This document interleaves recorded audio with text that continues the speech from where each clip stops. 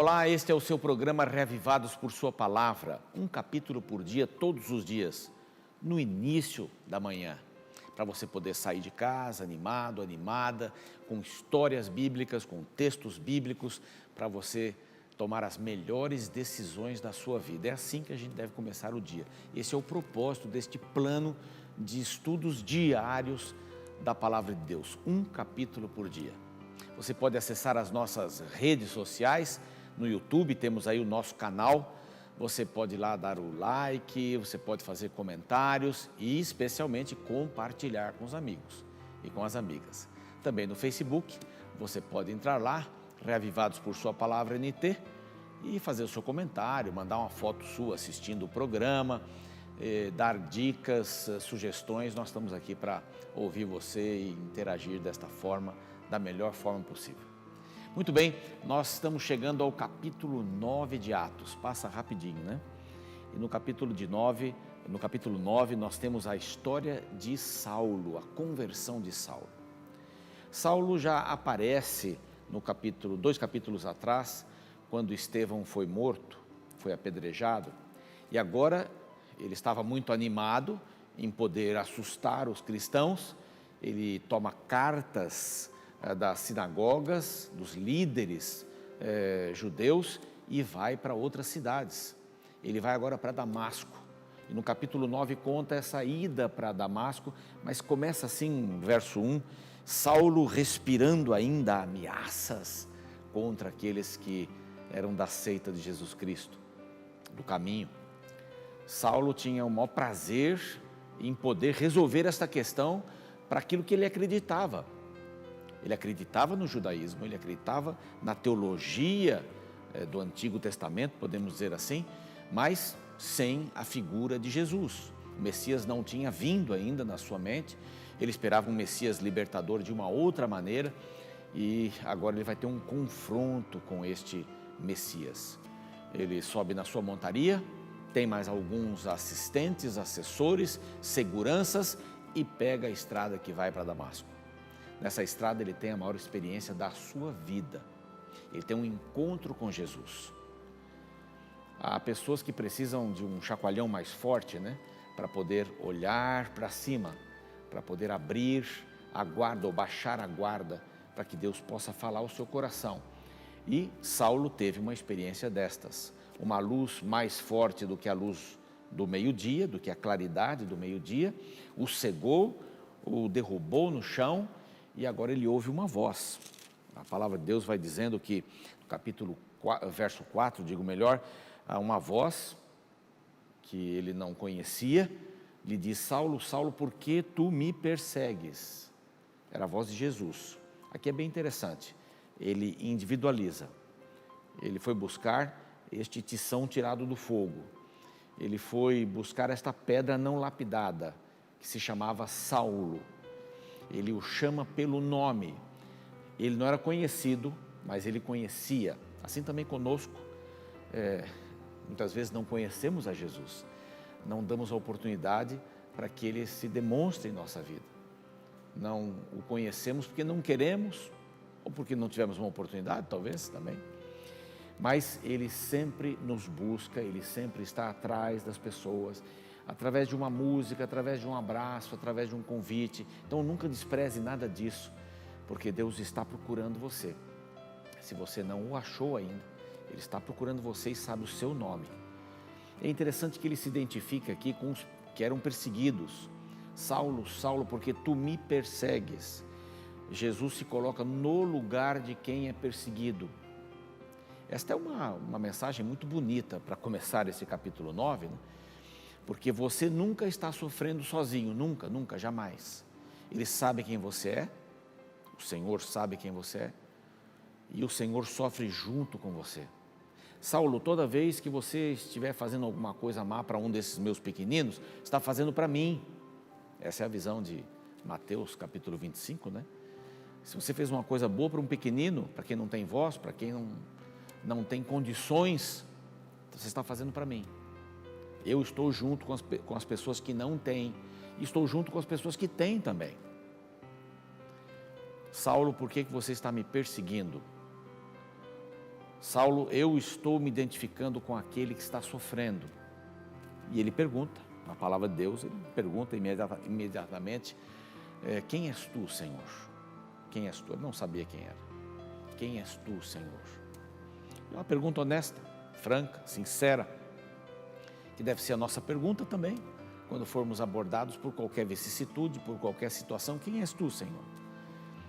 E com a maior alegria do coração, ele se identifica com aqueles que são perseguidos. Você está me perseguindo. Eu sou Jesus. Jesus que está sendo perseguido por você. É a beleza da palavra de Deus. Os seus companheiros ouviam a voz, mas não viram a luz, não foram cegados pela luz. Saulo está no chão, está sem condições de enxergar, mas ele havia começado a enxergar uma luz nessa escuridão. Então nunca despreze o problema na vida, a situação difícil, a perseguição, a crítica, a desilusão, a demissão, o desamor. Nunca despreze nenhuma dessas coisas.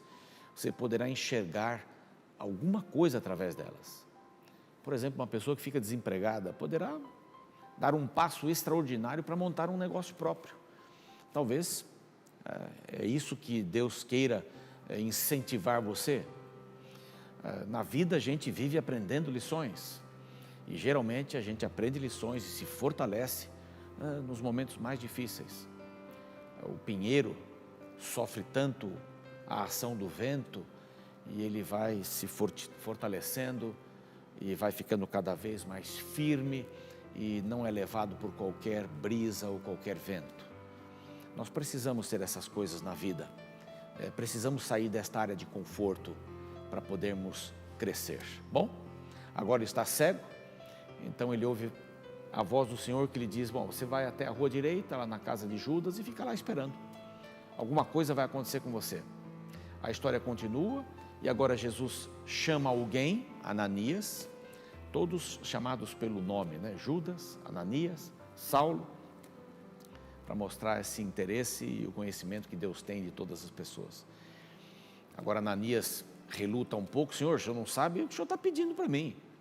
Esse Saulo aí, ele criou uma porção de problemas para todos, ele está vindo aqui para prender a todos, porque ele é um líder judeu e é um fariseu e ele é muito duro, ele tem uma guarda atrás dele.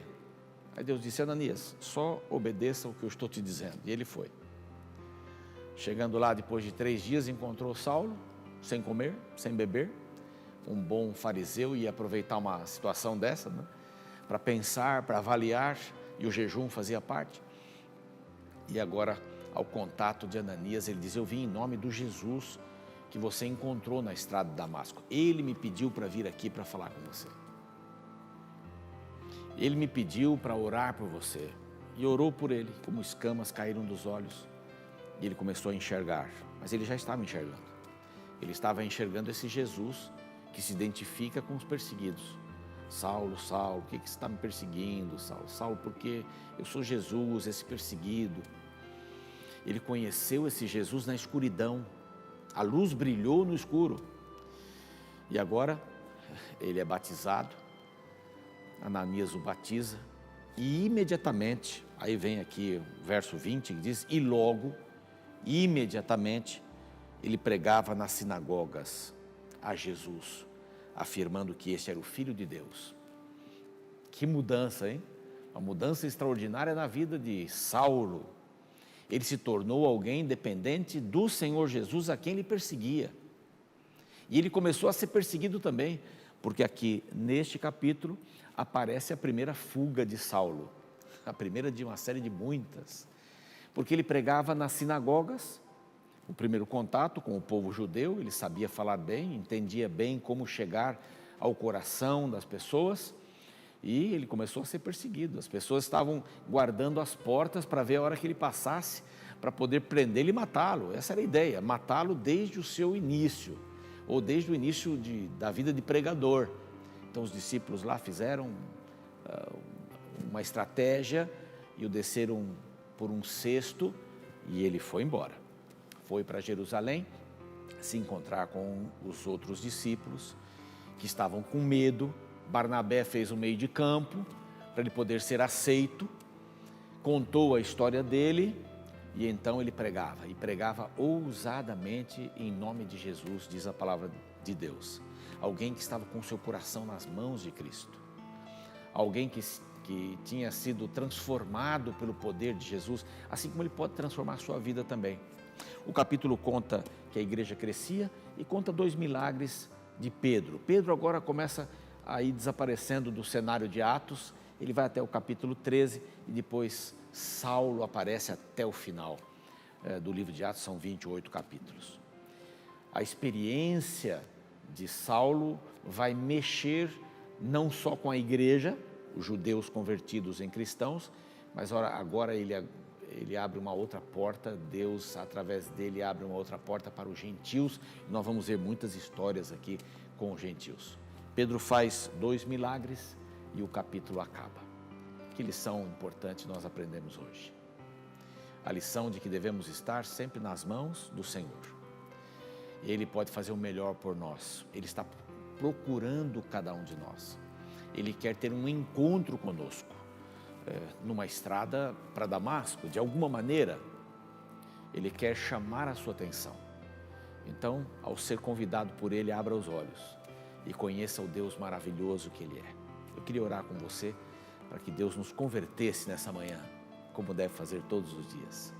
Pai bondoso, entregamos a nossa vida, o nosso coração, entregamos as nossas intenções, as nossas decisões nas Tuas mãos. E queremos ter esta experiência de Saulo. Também queremos ter um encontro com Jesus hoje, para abrir os nossos olhos e para podermos andar juntos e pregarmos ousadamente em nome dEle. Te rogamos. Amém. Muito bem, estamos terminando mais um programa, esperando você no nosso próximo encontro. Um abraço.